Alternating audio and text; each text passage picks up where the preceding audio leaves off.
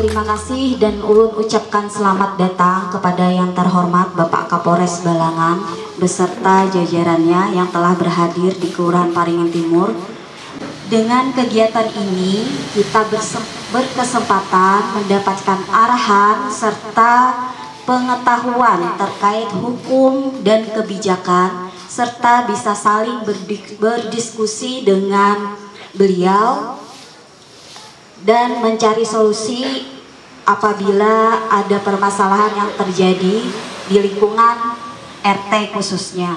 Kelurahan pertama yang ulun berkesempatan hadir, yang lainnya ada sekitar 6 desa yang ulun sempatkan di acara Jumat Curhat ini. Berikutnya Jumat Curhat ini sebenarnya sudah lama dilaksanakan, hanya namanya saja yang berbeda. Namun ini lebih digiatkan lagi dengan harapan tentunya masyarakat dengan kami selaku anggota kepolisian ini bisa lebih terbuka, lebih bisa menyerap ada apa di masyarakatnya. Selain memang sudah ada beberapa babin kamtibmas yang hampir di setiap desa itu ditaruh, walaupun pada kenyataannya ada yang masih merangkap tugas di polsek, menjadi kanit reskrim, menjadi kanit bimas, bahkan dia kadang memegang ada 3 sampai 2 desa. Kepolisian ini pegawainya berdasarkan Undang-Undang Nomor 2 Tahun 2002. Tugas kami itu adalah memelihara kamtibmas, memberikan perlindungan, pengayoman, kemudian pelayanan serta penegakan hukum. Jadi tugas kami itu ada bagian pencegahan melalui kegiatan diantaranya misalnya patroli, ada bidangnya. Kemudian kami juga punya tugas dalam hal pelayanan publik, misalnya mengeluarkan beberapa seperti surat izin mengemudi SIM misalnya kan, kemudian ada surat bahari kelakuan baik, sekarang surat keterangan catatan kepolisian. Ada hal-hal yang kita juga melakukan pencegahan, tetapi kita mau tidak mau sebagaimana tugas kita tadi di akhir adalah kita melakukan penegakan hukum. Yang ini kadang-kadang mohon maaf karena polisi bukan alat pemuas, kadang-kadang itu yang tidak bisa diterima apabila ada sesuatu yang pengennya dibantu. Disitulah integritas kita, kejujuran kita, idealisme kita terhadap aturan diuji. Ya, penegakan hukum ini macam-macam Pak yang diurusin, mulai dari orang di dalam perut apabila aborsi itu udah berhadapan dengan KUH pidana, kita yang menanganinya, sampai dengan misalnya yang tidak wajar meninggalnya, kita akan laksanakan kegiatan pengungkapan untuk menemukan dan menyelidiki bukti-bukti dan mencari bukti apakah ada unsur tindak pidana.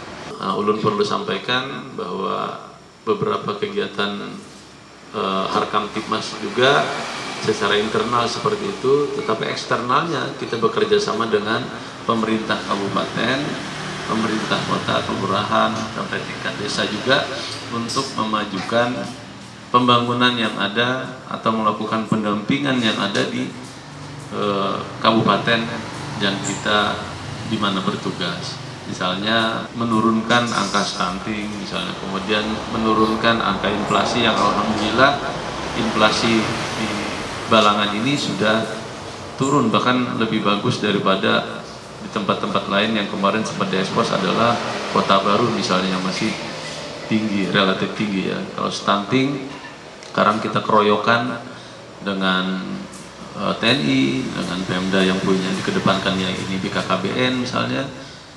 Kita sama-sama dengan Dinas Pemberdayaan Perempuan, juga bekerja sama dengan ulama, titip kita untuk menyampaikan, ya, dan dengan Dinas Kesehatan. Ini mudah-mudahan nanti angka stunting yang ada di Balangan ini bisa lebih turun lagi, mudah-mudahan bisa kita atasi bersama-sama. Beberapa yang lalu kita telah mengamankan juga narkoba, hampir ada 8.000 butir dalam 1 bulan berjalan ini yang kita amankan. Kemudian dari Paringin yang baru-baru kemarin ada juga pelaku pembobolan sarang burung walet ya juga perlu diamankan juga. Kemudian baru melaksanakan operasi jaran beberapa mobil, 3 mobil kita amankan, 7 kendaraan bermotor kita amankan juga terkait pencurian bermotor juga. Bahkan kita umumkan, alhamdulillah ada 1 warga kita yang mengakui dan menyerahkan identitas bahwa inilah motor dia yang hilang. Alhamdulillah kita bisa kembalikan kepada yang bersangkutan.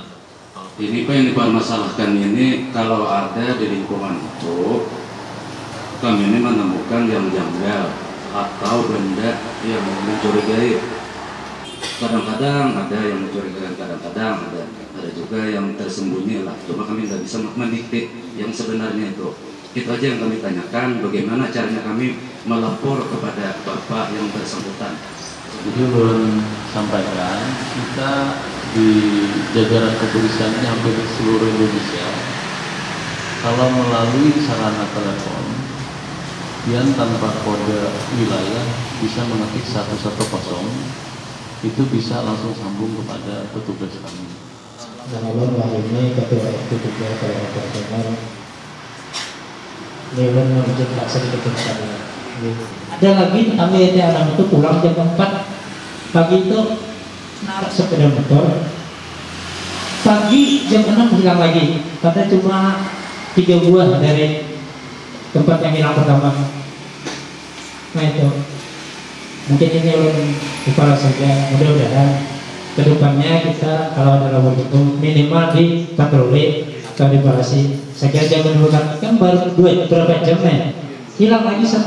Masa tujuan kami itu kan mungkin di jadi apalah mungkin sampai apa dulu di hati. Cuma kami di sana ditanggapi besok aja kita di kita acara itu ditindaknya jadinya. Nah, mungkin ini ke depan kita sama-sama aja mungkin Ibu.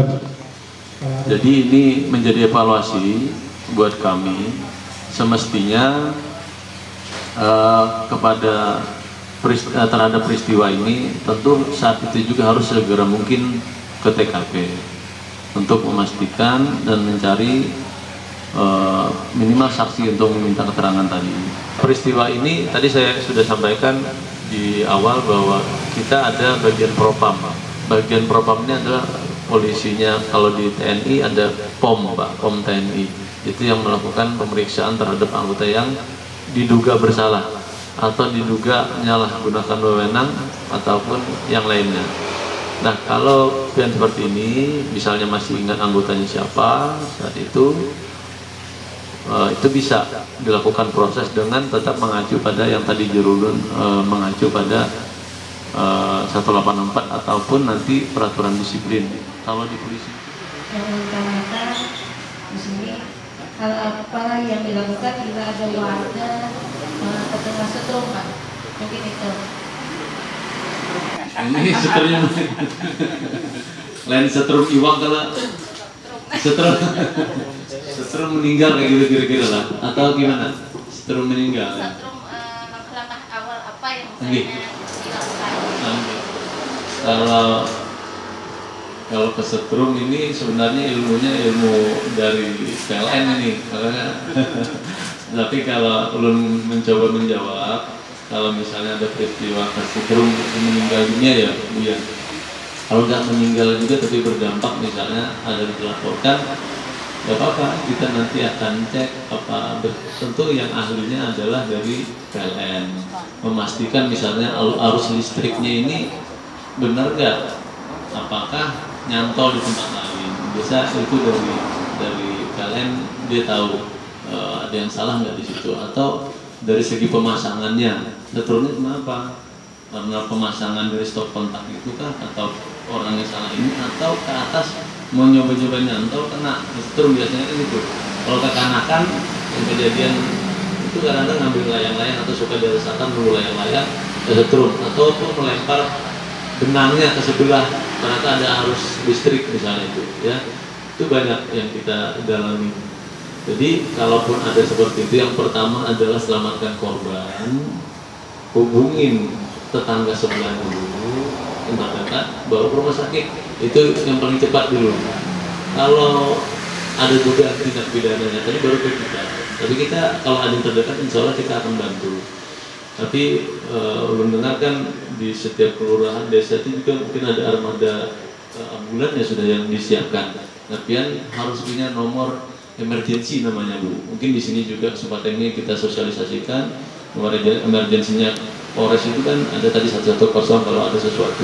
Tapi kalau tadi setrum, kalau memang itu sakit silakan bawa, masih bisa tertolong bawa ke rumah sakit misalnya dengan bantuan orang sekitar dulu. Tapi kalau meninggal dunia jangan gini dulu, kita datang ke TKP pelan-pelan, kadang-kadang itu ada langkah bekerja.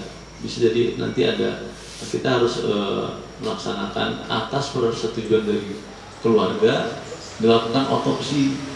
Otopsinya itu bisa otopsi dalam, jadi otopsi itu ada yang luar, ada yang dalam. Persetujuan keluarga. Kalau otopsi di dalam memastikan penyebabnya meninggalnya itu apakah benar kesetrum atau jantung. Kadang-kadang kan melihat kayaknya kesetrum ini, ternyata jantung misalnya, atau ada sakit yang lain. Untuk memastikan itu persetujuan dari keluarga, mau tidak dilakukan otopsi. Kadang-kadang karena emosi dan menduga-duga mau pada saat mau dilaksanakan dan setelah dijelaskan itu nggak berani. Kenapa? Karena otopsi itu dibongkar, mohon maaf, semuanya dari kepala, otak ditimbang, ini ditimbang, perhatikan nanti limpahnya, jantungnya, apa semuanya dibuka semuanya, baru dijahit lagi. Nah setelah tahu jangan. Nah kan ini jangan, karena makan biaya juga itu lumayan, kita harus membawa ke rumah sakit yang benar-benar mampu untuk mengerjakan otopsi. Kalau otopsi luar saja, dokter nanti ahlinya tadi dia melihat, oh ya ini tidak ada nampak kekerasan, ini tidak ada misalnya bekas luka bakar. Kalau orang setrum biasanya ada bekas bakar dia sedikit misalnya. Nah atau ibu, mohon maaf kalau memang ada ibu pengalaman, ceritakan aja biar kita bisa tergambar. Kalau ibu seorang masih ada berduduk di sini pian seorang yang kesetrum, berarti aman aja Bu, nggak bisa dilaporkan. Gimana? Itu belum kira-kira yang lo bisa sampaikan.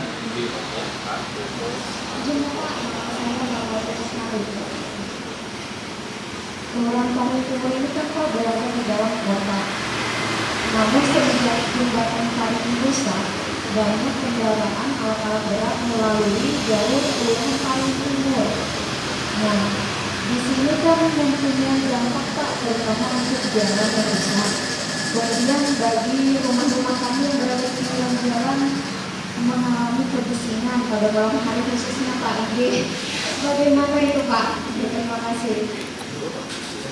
Berarti Balangan anak jadi kota tuh menerapkan kita. Gini, sebenarnya bukan kapasitas kami, tapi kita cobalah dari segi kepolisian ya. Yang jelas dari segi jembatan, memang jembatan ini masih menjadi polemik. Dikirain kan Pemkab yang ampun gawian, sebenarnya kan dari balai provinsi sanalah yang punya tanggungan. Tapi yang belum dengar untuk menyiasatinya, Pak Bupati juga akan menyiapkan jembatan dari balai juga kayaknya, kerjasama membuat jembatan 2 nanti. Ini harus dilakukan untuk keselamatan juga dan perkembangan pertumbuhan ekonomi. Karena lintas jalur provinsi ini kan ini saja sementara ini yang bisa harusnya, tetapi harus dilakukan namanya dari rute reguler dirubah menjadi rute alternatif supaya pertumbuhan ekonomi ini harus tetap bisa berjalan. Dilakukanlah pengalihan arus sehingga seperti sembako harus melalui berkeliling, dulu melalui rumah ibu tadi, akhirnya kayak jadi kota yang semula ada sepi yang jadi ramai bising, bahkan mungkin khawatir ada laka lantas, anak-anak yang biasanya sepi jalan bisa nyebrang, aman aja nggak lihat kiri kanan, sekarang jadinya khawatir. Inilah konsekuensi pertumbuhan pertumbuhan kabupaten ya, pengalihan arus tadi, alternatif tadi mau tidak mau harus dilakukan. Nah, kalau dari segi kami sementara Karena itu adalah tadi tujuan untuk pemerintah untuk kemajuan pertumbuhan ekonomi, mau tidak mau harus jalankan itu dulu. Tapi kalau misalnya terjadi juga sesuatu, pencegahannya ibu terhadap anak misalnya itu harus lebih hati-hati. Dinas terkait misalnya dinas perhubungan yang punya kewenangan itu dinas perhubungan untuk memberikan rambu-rambu. Kami kepolisian melalui lalu lintasnya menyarankan, memberikan rekomendasi, Pak kira-kira di sini rawan. Nah kami rekomendasikan dinas perhubungan nanti turun beserta bidang yang lain, serta dinas PUPR misalnya. Tapi kalau rambu-rambu dinas perhubungan dia memasang rambu-rambu, tapi mohon maaf warga juga harus mau tidak mau menyesuaikan dengan kondisi ini, mengingatkan anaknya misalnya, kemudian siap dengan kondisi ini, karena mau tidak melambat lambat laun ini pasti akan ada pertumbuhan-pertumbuhan yang lain di Balangan ini misalnya seperti itu. Kan Linmas ini tupoksinya untuk menjaga keamanan dan ketertiban. Nah, lalu kami itu ada semacam diminta untuk ronda malam. Nah, kami dari kecamatan ini kadang-kadang merasa apa ini namanya asa nari lah sedikit, memaksa ronda malam. Ternyata yang insentif yang mereka terima kayaknya masih kurang memadai. Gitu lah. Kemudian sedangkan kami ini ingin Linmas ini berperan lebih aktif lah, lebih di dalam segi pengamanan di lingkungan. Nah, mungkin belum minta bagaimana kiatnya dari Bapak di khususnya dari kepolisian agar tupoksi kami ini bisa berjalan maksimal dan lingkungan kami ini bisa aman dan tertib. Demikian, terima kasih. Sebagai penjaga keamanan di lingkungannya, kita bisa bekerja sama-sama.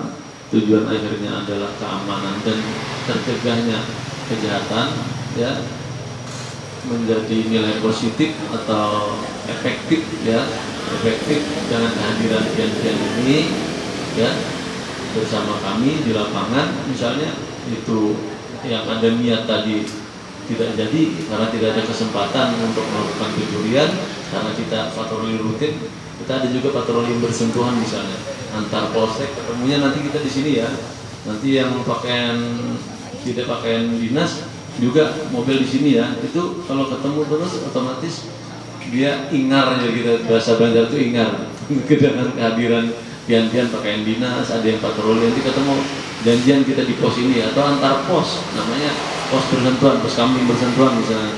Apa perlu kita aktifkan lagi? Ya bisa.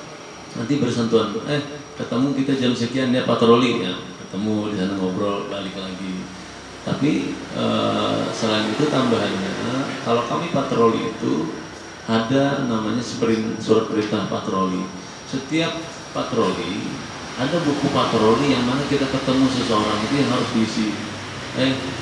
Tadi ketemu ini, misalnya ketemu tokoh masyarakat ini, atau ketemu dengan teman-teman dinas. Apa sarannya, temuannya di lapangan, apa ada dugaan apa siapa aja yang ditemui misalnya seperti itu. Nah, kita juga dengan teknologi informatika walaupun yang kehadiran kita secara manual ataupun manusianya ini tetap akan dilakukan, CCTV ini juga sangat membantu untuk menjaga keamanan lingkungan. Nah, mudah-mudahan nanti ke depannya semakin banyak di tempat kita ini oleh warga sendiri maupun oleh pemerintah kabupaten menyiapkan CCTV yang selama ini menjadi lokasi, misalnya tempat melintasnya diduga pelaku, misalnya jam-jam rawan, itu sudah banyak mulai ya. Kita hati-hati dan sadar diri, sadar kamera terhadap pemasangan CCTV ini kalau ada yang mencoba melakukan. Bapak, saya Susi. Kebetulan saya bekerja di kelurahan ini dan dipercayai sebagai kasih pemberdayaan masyarakat. Tadi kan Bapak mengkaitkan salah satu tupoksi kepolisian itu adalah untuk menangani kemiskinan gitu ya Pak ya. Nah, selama saya dipercayakan sebagai kasih pemberdayaan masyarakat, salah satu tugas utama saya itu juga untuk menangani tingkat kemiskinan khususnya yang ada di Kelurahan Parigi Timur. Nah, apalagi kalau waktu BLT atau BST itu lagi heboh-hebohnya Pak. Nah, banyak warga Parigi Timur TSB yang mungkin lama-lama, karena saya sudah 3 tahun lebih menangani ini, jadi sepertinya saya ingin curhat juga ke Bapak. Mungkin terkadang jemu gitu karena setiap BLT atau sembako atau bantuan apapun dan ada warga yang merasa dia layak untuk dapat, tapi dia dapat berbondong-bondong datang ke sini yang dicari Ibu Susi. Terus kalau anaknya ingin dapat beasiswa atau pokoknya berkaitan dengan ketidakmampuan yang dicari Ibu Susi. Dan terkadang juga, bukan terkadang, setiap BLT BST cair, warga pun sampai menyantroni ke rumah saya. Padahal saya tinggal beda kelurahan dari sini. Nah, terkadang juga lewat WA. Ini kenapa mama saya nggak dapat? Padahal begini. Nah, itu terkadang bagi saya itu menjadi teror gitu Pak. Apalagi di rumah saya itu tinggal anak sama kakak saya aja. Rumah kami berpagar, tapi mereka berani buka pagar. Padahal tidak ada jawaban dari dalam rumah. Nah, itu terkadang menjadi rasa tidak aman bagi saya khususnya. Nah, maksudnya apakah saya bisa gitu misalnya curhat ke tadi kampungnya saya ada di Parigi Timur ini, walaupun rumah saya beda kelurahan gitu. Bagaimana caranya supaya saya tidak merasa diteror gitu, apalagi waktu BLT, BST, sembako itu cair gitu. Sekian dan terima kasih. Kemudian kalau ibu merasa terganggu, kalau masuk secara hukum dulu, secara yuridis dulu ya, kalau masuk ke larangan rumah itu sebenarnya masuk Bu, ada unsur pidananya. Nggak boleh itu masuk. Apalagi itu dalam merasa perkataan misalnya ya. Kemudian ada omongan-omongan, ada ancaman. Silakan kalau ibu mau melaporkan, karena kita dasarnya harus ada pengaduan. Ibu kalau kelurahannya itu masuk di mana Bu? Ibu tinggalnya di mana? Ini masih masuk Polsek Paringin sini. Jadi kecamatan masih di Paringin Selatan. Kalau ibu mau melapor, mau mengadu, silakan mau mengadu. Tinggal ibunya selaku korban apakah mau dilanjutkan atau pada saat jam-jam tertentu ibu khawatir, telepon bisa juga Bu untuk artinya menjaga hal yang tidak diinginkan, bisa telepon kepada Kapolsek atau Babin Kamtibmas yang ada di sini, minta pendampingan Bu, saya waduh sudah nggak bisa ini, atau minta didiskusikan, dimediasikan, nggak apa-apa Bu, sampaikan ke Kapolsek biar nanti dijelaskan. Kalau ibunya tugasnya apa bisa didampingin, jadi orang itu mungkin mohon maaf tidak paham mungkin Bu ya, nanti dengan mediasi itu mungkin ibu bisa menjelaskan dengan tenang karena ada didampingin oleh aparat misalnya. Terima